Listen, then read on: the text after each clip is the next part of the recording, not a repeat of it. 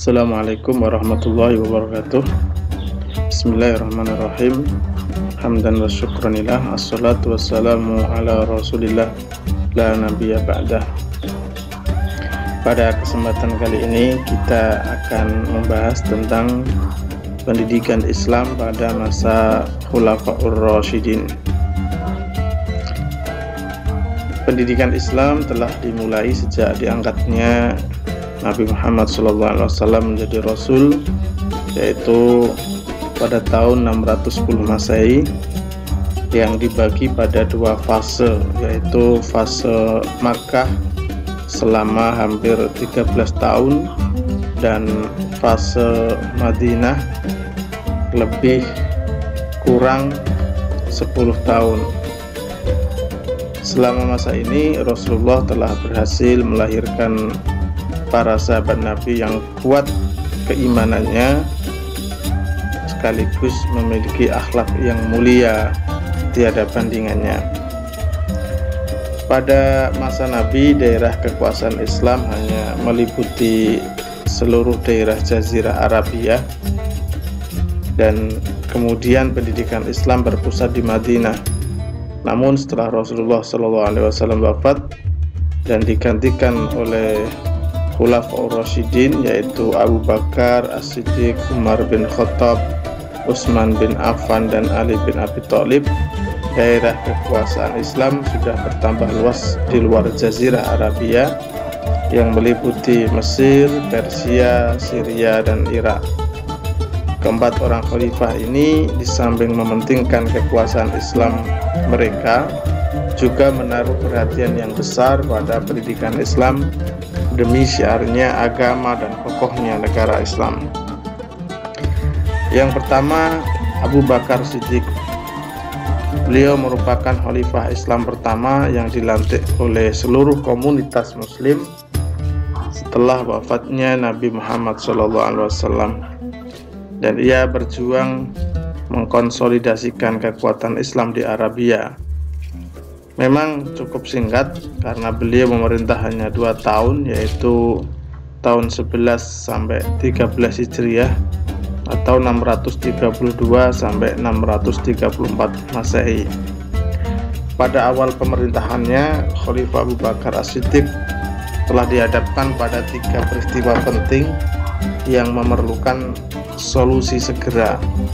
Yang pertama adalah orang yang murtad. Jadi banyak umat Islam yang murtad. Kemudian yang kedua, munculnya nabi palsu. Dan yang ketiga, banyak masyarakat yang enggan untuk membayar zakat. Nah, dalam segi pendidikan, ya tentu saja banyak hal yang dilakukan oleh sahabat Khalifah Abu Bakar As-Siddiq. Dari segi materi pendidikan Islam, itu terdiri dari pendidikan tauhid atau keimanan, akhlak, ibadah, dan kesehatan. Pendidikan keimanan yaitu menanamkan bahwa satu-satunya yang wajib disembah adalah Allah, bukan berhala. Kemudian yang kedua, pendidikan akhlak, seperti adab masuk rumah orang, sopan santun bertetangga, bergaul dalam masyarakat, dan adab-adab yang lainnya. Kemudian pendidikan ibadah, ya, seperti pelaksanaan sholat, puasa, dan haji. Kemudian yang berikutnya adalah pendidikan tentang kesehatan seperti tentang kebersihan, olahraga, ini ditekankan renang dan memanah, serta gerak-gerik dalam sholat. Jadi itu semua merupakan didikan untuk memperkuat jasmani dan rohani. Sedangkan lembaga untuk belajar, pada waktu itu belajar membaca maupun menulis itu disebut dengan kutab. Jadi kutab merupakan lembaga pendidikan yang dibentuk setelah masjid. Sedangkan pendidik dan peserta didiknya adalah para sahabat itu sendiri. Jadi kalau pendidik itu para sahabat yang dekat dengan Nabi, yang mempunyai keilmuan yang tinggi, keilmuan yang luas, baik mengenai Al-Quran maupun As-Sunnah, mereka dikasih tugas untuk menjadi pendidik. Sedangkan peserta didiknya adalah sahabat-sahabat yang pada waktu itu ya lemah dari segi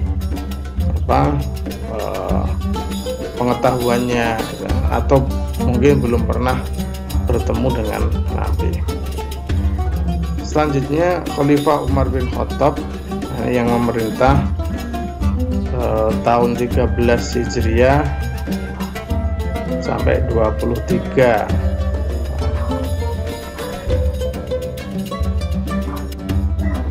atau 634 sampai 644 Masehi, berarti 10 tahun. Khalifah Umar merupakan satu di antara tokoh-tokoh besar dalam sejarah Islam. Beliau terkenal dengan tekad dan kehendaknya yang sangat kuat, cekatan dan karakternya yang berterus terang. Di bawah pemerintahannya, imperium Islam meluas dengan kecepatan yang luar biasa. Meluasnya wilayah Islam mengakibatkan meluas pula kebutuhan dalam segala bidang kehidupan, seperti keteraturan dalam bidang pemerintahan dan segala perlengkapannya. Itu juga memerlukan pemikiran yang serius. Untuk memenuhi kebutuhan itu, maka diperlukan tenaga manusia yang memerlukan keterampilan dan keahlian yang memadai. Digunakan supaya apa? Agar kelancaran atau terjadi kelancaran pada roda pemerintahan. Hal ini berarti bahwa peranan pendidikan itu sangat dibutuhkan. Dalam hal pendidikan, Umar membangun tempat-tempat pendidikan atau sekolah atau madrasah, juga menggaji guru-guru, imam, muazin dari dana Baitul Mal. Panglima dan gubernur yang diangkat Umar adalah para sahabat Rasul yang telah memiliki ilmu pengetahuan agama yang luas, dan mereka juga adalah para ulama seperti Abu Musa al-Ash'ari, gubernur Basrah, itu terkenal sebagai ahli fikih, ahli hadis dan ahli Quran. Ibnu Mas'ud terkenal sebagai ahli tafsir, fikih dan rawi hadis. Mu'ad bin Jabal, Ubadah, Abu Darda dan Amr bin As, serta sahabat-sahabat yang lainnya. Khalifah Umar bin Khattab melakukan penyuluhan pendidikan di kota Madinah. Beliau juga menerapkan pendidikan di masjid-masjid dan pasar, serta mengangkat guru-guru untuk tiap daerah yang ditaklukkan. Mereka diberi tugas untuk mengajarkan isi Al-Quran, fikih, dan ajaran Islam lainnya kepada penduduk yang baru masuk Islam. Materi pendidikan pada masa Khalifah Umar lebih maju dan lebih luas, serta lebih lengkap. Karena masa Umar bin Khattab, negara dalam keadaan stabil dan aman, menjadikan masjid sebagai pusat pendidikan. Kemudian yang ketiga adalah Khalifah Utsman bin Affan, yaitu tahun 23 sampai 35 Hijriah atau 644 sampai 656 Masehi. Jadi kalau dihitung selama 12 tahun. Utsman dipilih menjadi khalifah melalui proses pemilihan yang disebut syura.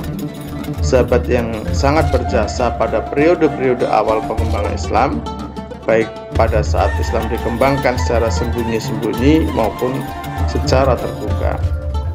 Beliau dijuluki Dzunnurain atau memiliki dua cahaya. Kenapa? Karena beliau menikahi dua putri Nabi, yaitu Ruqayyah dan Ummu Kulsum. Perlu diketahui ini tidak dinikahi dalam sekaligus, tetapi menikahi kakaknya terlebih dahulu, setelah meninggal kemudian menikahi adiknya. Khalifah Utsman meminta mengumpulkan naskah Al-Quran daripada masanya itu. Khalifah Utsman meminta agar naskah Al-Quran yang disimpan oleh Hafsah binti Umar itu dikumpulkan, karena naskah ini merupakan kumpulan tulisan Al-Quran yang berserakan pada pemerintahan Abu Bakar. Khalifah Utsman kemudian membentuk suatu badan atau panitia pembukuan Al-Quran yang anggotanya terdiri dari Zaid bin Sabit sebagai ketua panitia dan Abdullah bin Zubair, Abdurrahman bin Haris sebagai anggota. Tugas yang harus dilaksanakan adalah mengumpulkan lembaran-lembaran yang telah lepas itu dengan cara menyalin ulang ayat-ayat Al-Quran ke dalam sebuah buku yang disebut mushaf.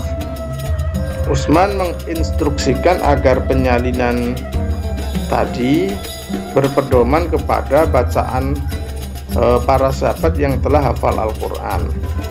Seandainya terjadi perbedaan dalam pembacaan, maka yang ditulis adalah yang berdialek Quraisy atau Arab. Salinan Al-Quran dengan nama mushaf oleh panitia diperbanyak menjadi 5 buah. Sebuah tetap berada di Madinah dan 4 lainnya dikirimkan ke Mekah, Suriah, Basrah, dan Kufah. Naskah salinan yang tetap di Madinah disebut Mushaf Al-Imam.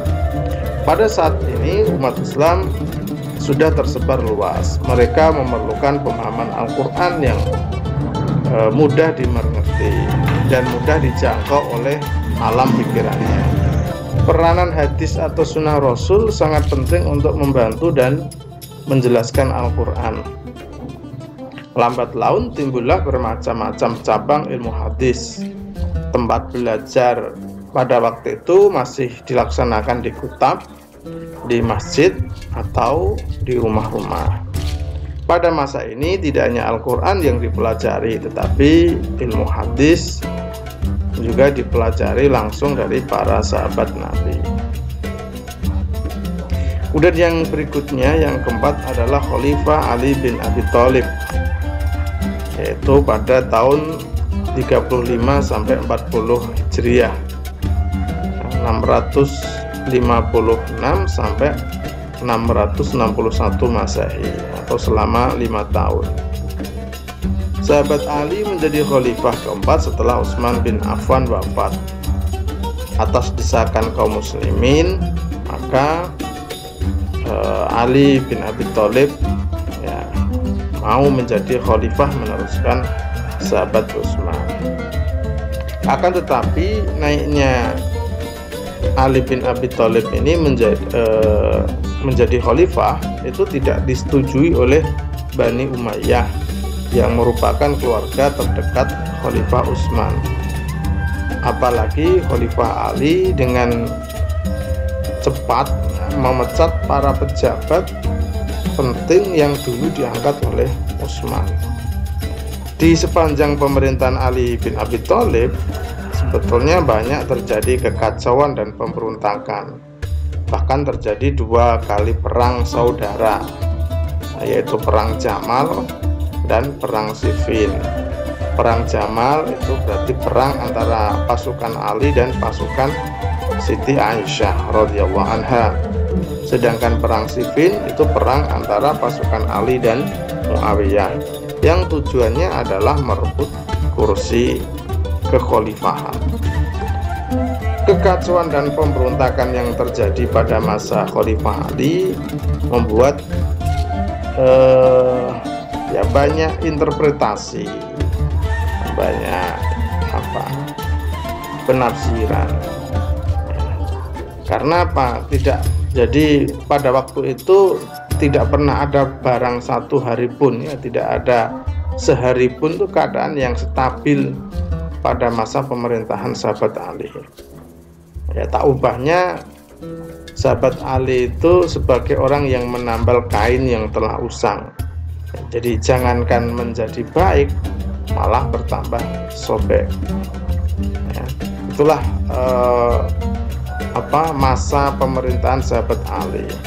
Ya, jadi kericuhan politik pada waktu itu hampir dapat dipastikan bahwa kegiatan pendidikan Islam itu mendapatkan hambatan dan gangguan, ya, walaupun tidak terhenti sama sekali.